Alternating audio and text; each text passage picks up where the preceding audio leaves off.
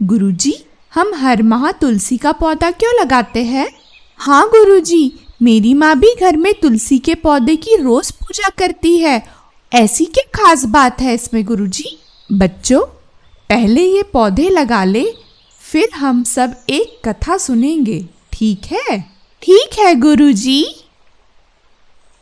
सबसे पहले तो बच्चों, तुलसी जी के पौधे को सनातन धर्म में देवी तुल्य माना जाता है।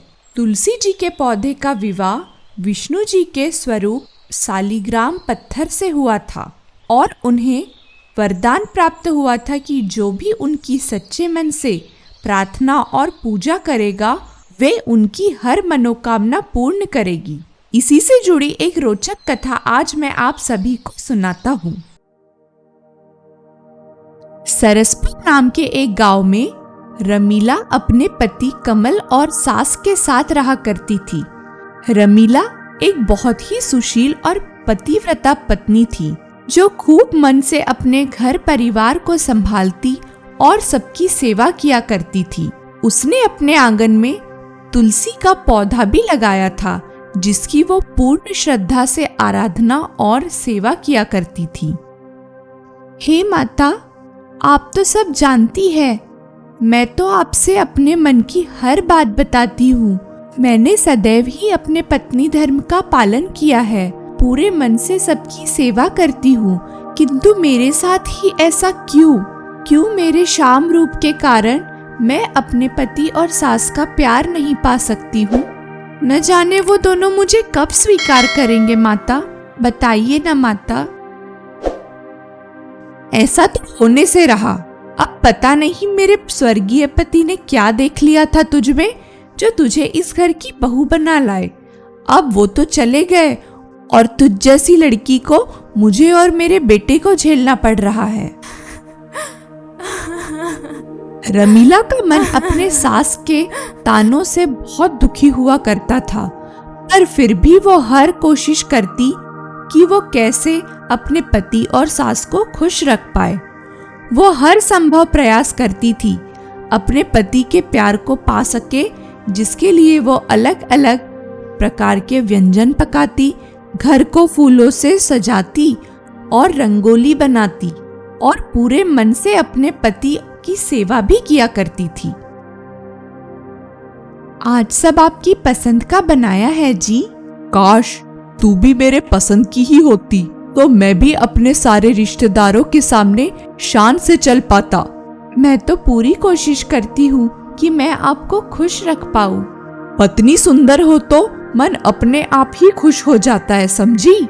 चल अब जा यहाँ से, अपनी काली शक्ल हटा मेरे सामने से। रमीला अपने पति की बात सुनकर दुखी होकर तुलसी जी के पास आती है और कहती है, हे माता, क्या सुंदर होना ही सब कुछ होता है? पत्नी का प्रेम, उसकी सेवा, उसके विश्वास का कुछ नहीं होता। न जाने मुझे अपने पति का प्रेम कब प्राप्त होगा। रमीला की जिंदगी में चाहे बाकी कुछ अच्छा हो या नहीं, किंतु वो तुलसी जी को अपने मन की सारी बात बताया करती थी, जिससे उसका मन भी शांत हो जाता था और वो तुलसी के पौधे में रोज सवेरे जल चढ़ाती, उन्हें फल चढ़ाती, धूप दीप करती और आरती गाती। ऐसे ही वो अपने जीवन के बाकी दुखों को भी भूलकर तुलसी माँ की सहारे अपना जीवन काट रही थी। ये आपने क्या किया? अब मैं कहाँ जाऊंगी? मेरे लिए तो आप ही मेरे स्वामी थे, मेरे सब कुछ थे। मेरे जीवन में जिस सुंदरता की कमी थी उसे शीला ने पूरी कर दिया। अब मुझे तुम्हारी कोई आवश्यकता नहीं है, समझी? निकल जाओ मेरे घर से और अपना ये गंदा चेहरा मुझे कभी मत दिखाना। चलो जाओ यहाँ से। हाँ हाँ, निकल जा। अब तो मेरा बेटा इतनी सुंदर बहू ले आया है, अब तो मैं सर ऊंचा करके सबको बताऊंगी कि ये है मेरी बहू। ऐसा मत कीजिए माँ जी, मुझे घर से मत निकालिए, मैं कहाँ जाऊंगी? कमल और उसकी माँ रमीला की पुकार को नहीं सुनते और धक्के मारकर उसे घर से निकाल देते हैं।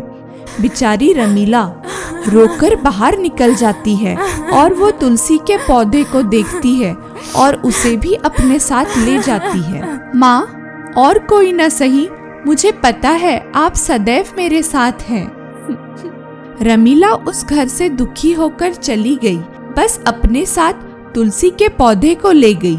रमीला तो उस घर से चली गई, पर अपने साथ उस घर की सुख और शांति को भी साथ ले गई। जिस शीला के मुख सुंदरता पर कमल और उसकी माँ इतना घमंड करते थे, उसी शीला ने उन दोनों को जैसे नौकर बनाकर रखा हुआ था।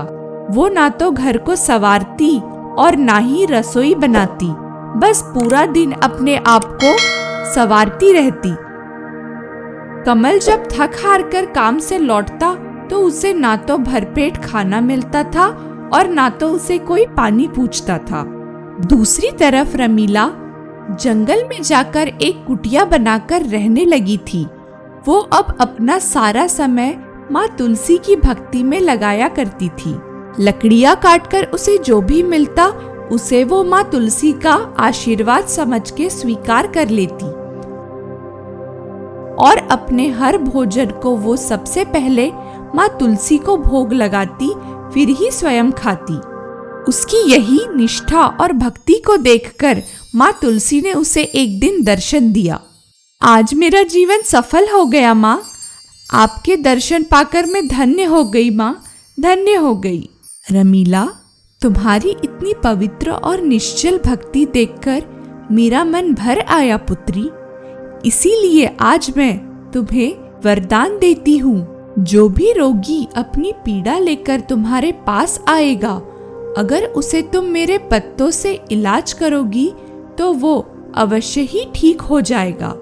और यदि तुम मेरे पत्तों का लेप बनाकर अपने चेहरे पर लगाती हो तो जैसे तुम्हारा मन सुंदर है वैसे ही तुम्हारा चेहरा भी चांद जैसा बन जाएगा। तथास्तु। इतना कहकर माँ वरदान देकर अंतर्ध्यान हो गई और माँ के कहने से ही रमीला ने तुलसी के पत्तों का लेप बनाकर जब अपने चेहरे पर लगाया तो उसका चेहरा चांद से भी अधिक सुंदर बन गया। और फिर रमीला ने जन कल्याण का कार्य शुरू कर दिया। उसने माँ के आशीर्वाद से लोगों की पीड़ा को ठीक करना शुरू कर दिया। ये बात आसपास के गांव में भी फैलने लगी। बेटा, इस कलमुही ने तो हमारा जीना ही दुश्वार कर दिया है। रमीला तो हमारा कितना सेवा किया करती थी। सही कहा माँ, अब तो वो आसपास के गांव के लोगों का इलाज भी करने लग गई है। हमने उसके साथ बहुत बुरा किया। ये सब हमारे ही कर्म का फल है माँ। हम उसे जाकर वापस ले आते हैं। चल बेटा, उसे ले आते हैं। हाँ माँ, हम उससे माफी भी मांग लेंगे। कमल और उसकी माँ रमीला के पास आते हैं और उसे घर ले जाने की बात करते हैं। मैंने सदैव आप दोनों की सेवा की है, सदैव आपका मान रखा है, किंतु आप दोनों ने कभी मेरा प्रेम नहीं समझा, कभी मुझे सम्मान नहीं दिया। और आज जब मेरा चेहरा सुंदर बन गया है, मैं जल कल्याण करने लगी हूँ, तो आप मुझे वापस लेने आ गए। पर अब मैं केवल माता तुलसी का वरदान का आचरण करना चाहती हूँ। मुझे माफ कर दीजिए, पर मैं वापस नहीं आ सकती। सच ही कह रही हो तुम रमीला। हमने सिर्फ तुम्हारी बाहरी सुंदरता को देखा, जबकि बदसूरत तो हम थे। तुम्हारी भीतर की सुंदरता को नहीं देख पाए। हमारे साथ ऐसा ही होना चाहिए। हम इसी लायक है। रमीला कमल और उसकी माता के साथ नहीं गई। वो तुलसी माँ की आराधना करती रही और उनके वरदान का आचरण कर लोगों की पीड़ा को हरने का शुभ कार्य करती रही। बच्चों, कैसी लगी आप सबको तुलसी माँ की ये कथा? बहुत सुंदर गुरुजी। ओह हाँ, आज से हम सब भी तुलसी माँ की सेवा करेंगे गुरुजी। शाबाश बच्चों, शाबाश। तो चलो तुलसी के पौधे को पानी देते हैं। ऐसी ही और कहानियाँ सुनने के लिए हमारे चैनल को लाइक, सब्सक्राइब जरूर करें और जुड़े रहें हमारे साथ और भी मनमोहक और मनोरंजन कहानियाँ सुनने के लिए। तब तक के लिए नमस्कार।